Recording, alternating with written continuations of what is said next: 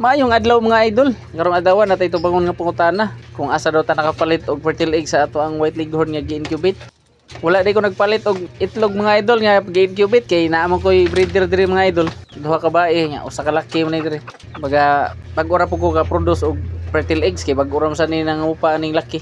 Og dili sa ta mabalaka nga mayon tag ma-inbreed kay dili man sila mag-igsuon. Fertile eggs. You know.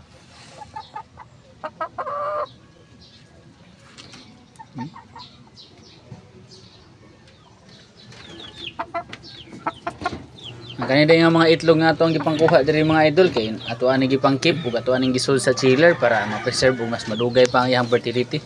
Kay ato am ni incubate para pud madaghan na ni ato ang mga white leghorn diri Para sa katong mga nangutana pud kung nagabaligya pa pud ko aning fertile eggs. Sa pagkakaroon ng mga idol wala pa jud ko nagbaligya ani. Pero abang-abang lang mga idol basin sunod buwan makabaligya na ko og fertile eggs.